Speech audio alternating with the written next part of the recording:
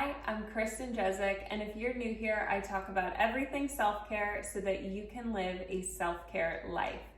This week, we are going to be talking about all kinds of non-perishable foods that we have in our house every week that are also vegan. So if you're new here and trying to take better care of yourself, be sure to subscribe and hit the bell for notifications every time I post a new video on Self-Care Saturday.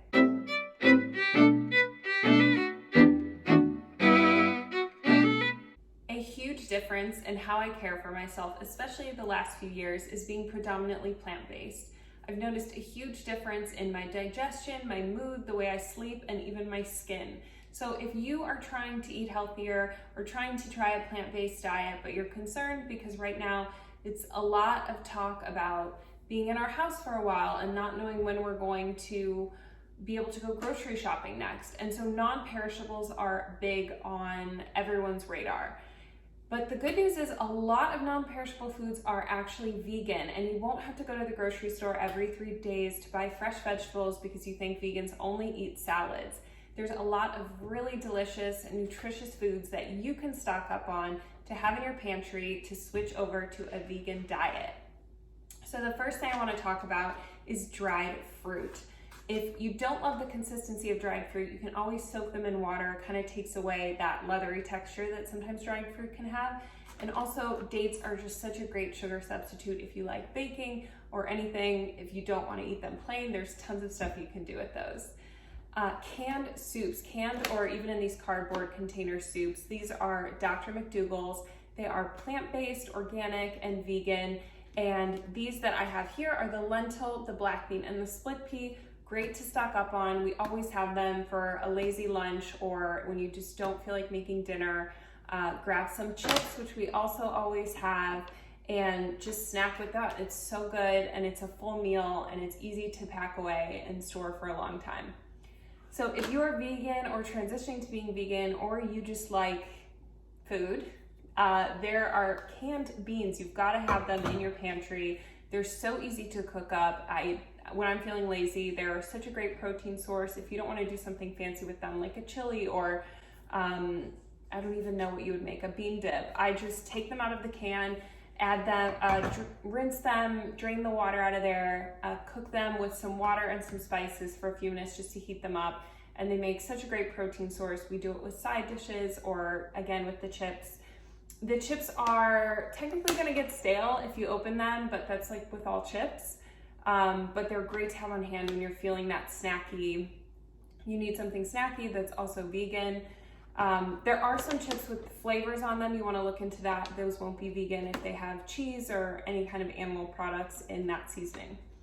So something that we eat every single day in our house is oats. We throw them in smoothies. We make overnight oats. I like this oat bowl thing that I'm making now with almond milk and frozen berries and vegan protein.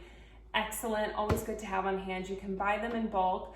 A great deal, really inexpensive source of grains. Dried nuts and seeds are such a great addition to have, always on hand. Great protein source, great fiber source. And you can actually make a cream sauce out of cashews. That is one of my favorite dishes. It's really rich.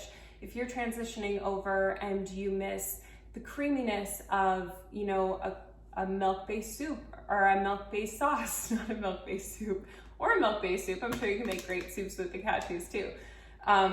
But there's just so many things you can do with it. When I was shopping for groceries, I saw a lot of the meat, a lot of the cheese, a lot of the dairy was gone, and it really confused me because to me, those are inflammatory foods that can actually make us feel worse.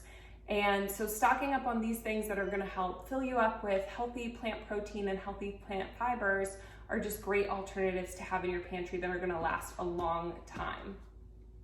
So onions and garlic, well, technically, I don't think they're considered a non-perishable food. They're so easy to add to any kind of meal that you're making, any hearty dish that you just want more flavor out of. We throw it in soups and stews and chilies and guacamole and anything we can saute. You just saute some onions. It's great flavor and it just takes all those, sometimes, packaged foods cannot have a ton of flavor. So adding those two things in or one of those things in can just boost that flavor and make it really delicious and feel really decadent, even if it is a non-perishable food.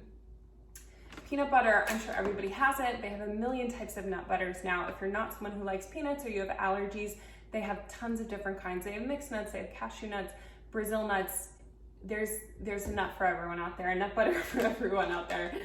So tomato marinara sauce, you probably have this in your pantry. We always have it in our pantry. It is vegan. There's some marinara sauces with cheese in it. Again, check out the ingredients when you're buying it just to make sure it is vegan if you're trying to go vegan, but that's so great for a lazy meal. What we love pasta in our house, but we're not crazy about white pasta. I feel like I could eat a bowl of it and not be satisfied. It spikes my blood sugar. I don't feel good after I eat it. And it's super starchy and I feel like I'm not getting a lot of nutrition. So we like to stock up on these chickpea pastas, or this brand has lentils, rice, and peas. So you're just getting more protein, more fiber, more of that nutrition from your pasta. That's a great staple that we always have. We have a few more we stocked up, obviously. Kind of the same vein are these white rice packets. I don't know if you've seen them. They are made of lentils, chickpeas. They have some rice flour in them and just a bunch of spices and delicious flavors. This one's Spanish, this one's Thai curry, but they have lots of vegan ones and they are so delicious. If you're looking for something that isn't just plain rice or you don't want to spend a lot of time seasoning something, they take very little preparation. They're so easy to have. We try to stock up on those because they're, again, so good. Extra protein and fiber, can't go wrong.